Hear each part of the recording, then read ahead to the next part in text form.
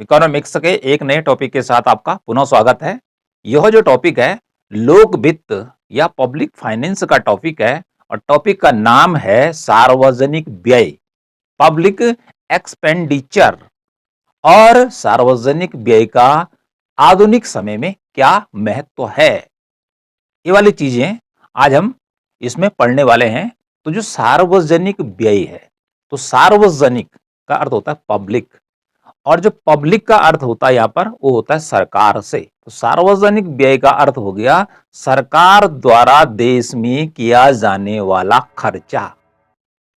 सरकार द्वारा देश में किया जाने वाला जो खर्चा है वह सार्वजनिक व्यय कहलाता है। तो इसकी डेफिनेशन पर नजर डालते हैं कि सार्वजनिक व्यय क्या होता है। तो सार्वजनिक व्यय उस व्यय को कहते हैं या वह व्यय कहलाता है जो केंद्रीय सरकार, राज्य सरकार एवं स्थानीय सरकारों द्वारा नागरिकों के आर्थिक कल्याण या उन सामान्य आवश्यकताओं की पूर्ति के लिए किया जाता है जिन्हें लोग स्वयं वहन नहीं कर सकते हैं। तो परिभाषा क्या कह रही है सार्वजनिक व्यय की, कि सार्वजनिक व्यय जो करती है वह सरकार करती है। अब सरकार के अलग अलग स्तर हैं, अलग अलग लेवल हैं, तो इसको जरा डीपली समझते हैं। जैसे बात हुई केंद्र सरकार, पूरे देश की सरकार, जैसे भारत सरकार है, जापान की सरकार है, अमेरिका की सरकार है, तो इसके द्वारा भी क्या किया जाता है, व्यय किया जाता है। सड़क बनाई जाती है, डैम बनाया जाता है, स्कूल बनाया जाता है। ओके, केंद्र सरकार। नीचे के लेवल देखते हैं। उसके बाद भारत में राज्य हैं, तो राज्यों की क्या है, अलग अलग सरकारें हैं। उत्तराखंड है की अलग सरकार है, तमिलनाडु की अलग है, बिहार की अलग है, राजस्थान की अलग है, पंजाब की अलग है, हरियाणा की अलग है। तो ये सरकारें भी क्या करती हैं, अपने अपने स्तर पर अपने राज्य के विकास के लिए पैसा खर्च करते हैं। ओके, अगला आता है स्थानीय सरकार। स्थानीय लेवल पर भी क्या होती है, सरकार होती है, लेकिन ये कैसे होती है, देखिए जैसे जिला पंचायत, क्षेत्र पंचायत, ग्राम पंचायत, और क्या है शहरों में महानगर निगम, नगर निगम, नगर पालिका, नगर पंचायत, इनके द्वारा भी क्या किया जाता है, खर्चा किया जाता है। महानगर निगम में सफाई का जिम्मा, रोड, ये जो वहां पे नालियां हैं उनका जिम्मा, उनकी बिजली की व्यवस्था करना, मतलब कुछ बातें बताई, ये किसके काम आ रही है, महानगर निगम है, चाहे नगर निगम है, चाहे नगर पालिका है, चाहे नगर पंचायत है। ओके, और जहां तक जिला पंचायत, क्षेत्र पंचायत, ग्राम पंचायत का है, इनका काम क्या है, इनका काम है कि गांवों का विकास करना। तो कुल मिलाकर जो सार्वजनिक व्यय है वो किसके द्वारा किया जाता है, सरकार के द्वारा किया जाता है, जिसमें केंद्र सरकार, राज्य सरकार और स्थानीय सरकारों के द्वारा यह कार्य किया जाता है। अब क्यों किया जाता है, यहां पर आ रहा है आर्थिक कल्याण या उन सामान्य आवश्यकताओं की पूर्ति के लिए किया जाता है। देश के जो नागरिक हैं उनकी जो सामान्य आवश्यकताएं हैं जो कि आगे चलकर विकास में क्या है, सहायक होने वाली हैं, लेकिन उन आवश्यकताओं को लोग स्वयं वहन नहीं कर सकते हैं, उनको पूरा नहीं कर सकते हैं। माना कि जैसे सड़क बनानी है, ठीक है जी, सड़क बनानी है दिल्ली टू देहरादून 4 लेन की, तो आप बताइए कोई एक आदमी बना सकता है क्या? एक आदमी के पास इतना पैसा है कि वह इतनी बड़ी सड़क को बना ले? ठीक है, वो तो एक घर नहीं बना पा रहा है, एक मकान नहीं बना पा रहा है, अपने बच्चों के लिए कपड़े नहीं खरीद पा रहा है, तो वह इतनी बड़ी सड़क कहां से बनाएगा? ठीक है, तो कुल मिलाकर सार्वजनिक व्यय कौन सा व्यय कहलाएगा, वह व्यय कहलाएगा कि जो कि सरकार के द्वारा किया जाता है नागरिकों की सामान्य आवश्यकताओं के लिए या नागरिकों के विकास के लिए। ओके, हमने ये 3 लेवल आपको बता दिए। अब बात करते हैं कि जबकि प्रतिष्ठित अर्थशास्त्री थे या राजाओं का जमाना था, क्या उस समय सार्वजनिक व्यय किया जाता था? तो आपने देखा होगा कि जो बड़े बड़े उस समय के मंदिर बने हैं या बड़ी बड़ी क्या उसका नाम हवेलियां बनी हैं, तो सारा का सारा जो फोकस रहता था राजा का, वो किस पे रहता था, अपने विकास पर, अपनी सुख और सुविधाओं पर। लेकिन वर्तमान में क्या है भाई, वर्तमान में तो लोकतांत्रिक सरकारें हैं जो कि जनता के द्वारा चुनी जाती हैं, तो इसलिए इस समय जो खर्चा होता है वो लोगों के विकास पर होता है। लेकिन प्राचीन समय में जो विकास होता था, जो बड़े बड़े महल बनाए गए हैं, ठीक है जी, वह राजा की सुख सुविधा को ध्यान में रखकर बनाए जाते थे, जनता के कल्याण पर कोई ध्यान नहीं दिया जाता था। ओके, लेकिन हम बात करते हैं एडम स्मिथ से, जो कि प्रतिष्ठित अर्थशास्त्री कहलाता है और जिसने की विधिवत रूप से अर्थशास्त्र विषय की नींव डाली थी। और उसके जो अनुयायी हुए, उनका क्या मानना था सार्वजनिक व्यय के बारे में? उनका कहना था कि सार्वजनिक व्यय अर्थात सरकार द्वारा कहां कहां खर्चा किया जाना चाहिए। उनका कहना था कि सरकार को केवल न्याय, पुलिस और सेना, इन पर ही खर्चा करना चाहिए। ठीक है जी, किस पर? न्याय व्यवस्था पर, पुलिस पर और सेना पर। और बाकी जो शेष कार्य हैं, उन कार्यों को करेंगे देश के लोग, सरकार नहीं करेगी। उन्होंने कहा अन्य कार्य जो है उनको सरकार अच्छे ढंग से नहीं कर सकती है, केवल जो देश के नागरिक हैं वही जो अन्य कार्य हैं उनको सही ढंग से कर सकते हैं। ओके, तो इनका तो खर्चा यहां तक आ गया सार्वजनिक व्यय का, पब्लिक एक्सपेंडिचर का। लेकिन जो मॉडर्न इकोनॉमिस्ट है, आधुनिक अर्थशास्त्री हैं, उनका क्या कहना है कि जब 1929 से लेकर और 33 तक विश्व में महामंदी फैली थी, बेरोजगारी फैल गई थी, लोग बेरोजगार हो गए थे, तो उसके बाद बेरोजगारी और महामंदी से कैसे उबरा जाए, तो तब जे एम कीन्स, जॉन मेनाल्ड कीन्स ने अपने विचार दिए थे। और उनकी एक बहुत ही प्रसिद्ध किताब है, फेमस बुक है, जिसका नाम है general theory of employment, interest and money, जो कि 1936 में प्रकाशित हुई थी। तो उसमें क्या कहा था जेएम कीन्स ने? उसने कहा था कि जो सार्वजनिक व्यय है यह सरकार के द्वारा किया जाना चाहिए। यदि सरकार खर्चा नहीं करेगी तो महामंदी से बाहर नहीं निकल सकता देश। ओके जी, तो कीन्स के समय के बाद ये कीन्स से क्या हुआ, सार्वजनिक व्यय के महत्व के बारे में जानकारी प्राप्त होती है कि सार्वजनिक व्यय कितना इंपॉर्टेंट है। सेकेंड वर्ल्ड वॉर के बाद, यानी कि जब सेकेंड वर्ल्ड वॉर, द्वितीय विश्व युद्ध 1945 में क्या हुआ, बंद हुआ, तो उसके बाद सरकारों का जो खर्चा है, ठीक है, पब्लिक सेक्टर पर, वो ज्यादा हुआ है। ज्यादा से ज्यादा पैसा सरकारों ने देश के विकास पर खर्च किया है। जैसे हम बात कर लेते हैं भारत सरकार की, तो 1947 में हमारा देश आजाद हुआ, लेकिन उसके बाद जो आजादी में हमें प्राप्त हुआ था, तो बुरी अर्थव्यवस्था थी, कृषि बहुत पिछड़ी थी, अन्न का अभाव था, रोजगार का अभाव था, शिक्षा का अभाव था, मतलब सड़क, बिजली, पानी, हर चीज का अभाव था। ठीक है, तो भारत सरकार ने क्या किया, पंचवर्षीय योजनाओं के द्वारा, सार्वजनिक व्यय के द्वारा देश को आगे बढ़ाने का काम किया। ओके, तो कुल मिलाकर वर्तमान में जो सार्वजनिक व्यय नहीं किया जाएगा, सरकार के द्वारा खर्चा नहीं किया जाएगा, तो देश आगे नहीं बढ़ सकता है। और देश आगे नहीं बढ़ सकता है का मीनिंग है कि लोगों का विकास नहीं हो सकता है। देश तो क्या उसका नाम, यदि आदमी नहीं होंगे तो खाली जमीन रहेगी। देश तभी होता है कि जब वहां पर आदमी रहते हैं।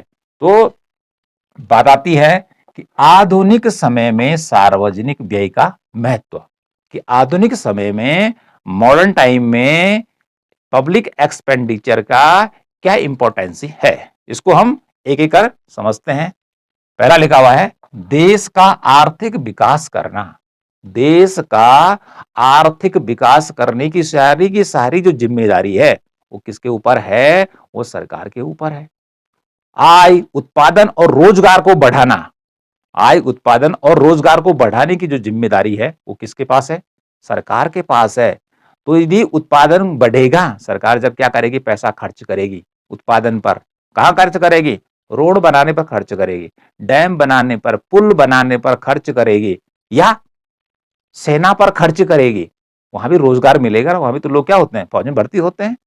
तो यदि उत्पादन होगा तो उत्पादन करने के लिए लोगों की जरूरत पड़ेगी, तो फिर क्या होगा, रोजगार मिलेगा। रोजगार मिलने से क्या होगा, उनको पैसा मिलेगा।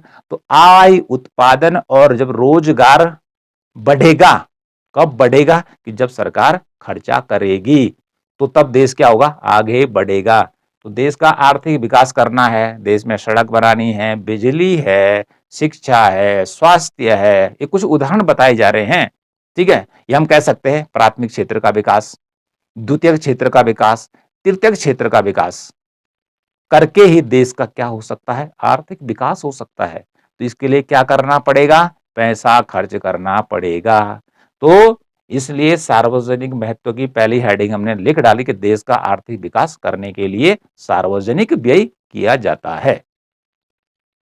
दूसरा, आर्थिक स्थिरता बनाए रखना। अब क्या होता है कि जब अर्थव्यवस्था में काम धंधे चलने लग जाते हैं, तो कभी क्या होती है? महंगाई बढ़ जाती है। महंगाई बढ़ जाती है जिसे क्या कहते हैं? मुद्रास्फीति के नाम से जाना जाता है। तो महंगाई कब बढ़ती है? महंगाई तब बढ़ती है कि जब वस्तुओं की पूर्ति बहुत ही कम हो जाती है। जैसे बीच में टमाटर के भाव 250 को भी पार कर चुके थे, 250 पार हो गए थे 1 किलो टमाटर का भाव, जो पहले क्या था? 30 रुपए किलो बिक रहा था। ठीक है जी। तो क्यों हुआ ऐसा? क्योंकि टमाटर की पूर्ति बहुत कम हो गई थी और मांग ज्यादा थी, तो इसलिए उसका भाव इतना चला गया। तो जब महंगाई बढ़ती है, तो उस महंगाई को घटाने का जो काम है, वो किसके पास है? जिम्मेदारी सरकार के पास है। ठीक है, किसके पास है? सरकार के पास है। सरकार पूर्ति बढ़ाएगी। ठीक है जी।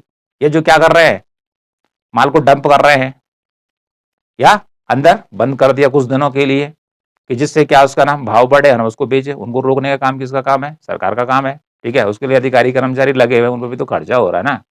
अगला आता है मंदी। अब यदि मंदी आती है, तो लोग बेरोजगार हो जाते हैं। तो ऐसी स्थिति में तब तो सार्वजनिक व्यय का और भी महत्व बढ़ जाता है, क्योंकि लोगों को रोजगार देना है। तो फिर सरकार क्या करती है? बाजार में पैसा डालती है, काम देती है, तो उसके बाद लोगों के पास पैसा आता है और धीरे धीरे मंदी क्या होती है? दूर होने लगती है। तो कुल मिलाकर आर्थिक स्थिरता को बनाए रखने के लिए मुद्रास्फीति और महामंदी दोनों में क्या होना चाहिए? संतुलन होना चाहिए। ठीक है जी, मंदी को खत्म करना है और जो महंगाई है उसको भी खत्म करना है। ओके जी।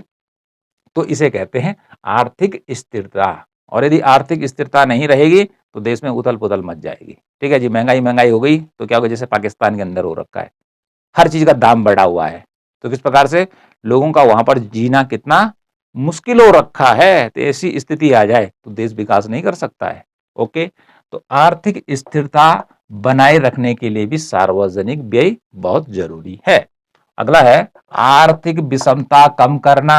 और विषमता क्या होती है? उसका उल्टा होता है समता। तो आर्थिक विषमता का मीनिंग हो गया कि लोगों के पास जो धन है उसका वितरण समान नहीं है, या इसको सामान्य अर्थों में समझे कि कुछ लोग क्या है? अमीर हैं और अधिकांश लोग क्या है? गरीब हैं। तो इस प्रकार से जो आर्थिक विषमता है, गरीबी और अमीरी में भारी अंतर, अमीर संख्या में कम होते हैं लेकिन पैसा उनके पास ज्यादा होता है, और गरीब संख्या में ज्यादा होते हैं लेकिन पैसा उनके पास कम होता है। तो इस प्रकार की आर्थिक विषमता को कम करने के लिए सरकार को क्या करना पड़ता है? पैसा खर्च करना पड़ता है। ओके जी। सामाजिक कल्याण की योजनाएं चलानी पड़ती है, रोजगार देना पड़ता है, जैसे मनरेगा का कार्यक्रम पूरे भारतवर्ष में चल रहा है। ठीक है जी। या गरीबों को मकान क्या कर दिया? फ्री में बनवा दिया। शौचालय को बनाने के लिए उनको कुछ पैसा दे दिया। ओके जी।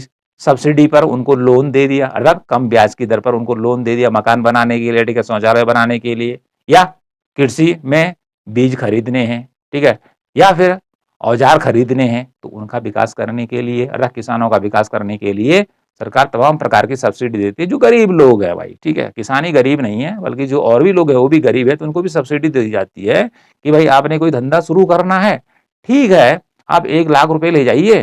वैसे मार्केट में क्या है, जो ब्याज की दर है वो 12% है, हम आपसे क्या लेंगे? 4% लेंगे। ओके जी।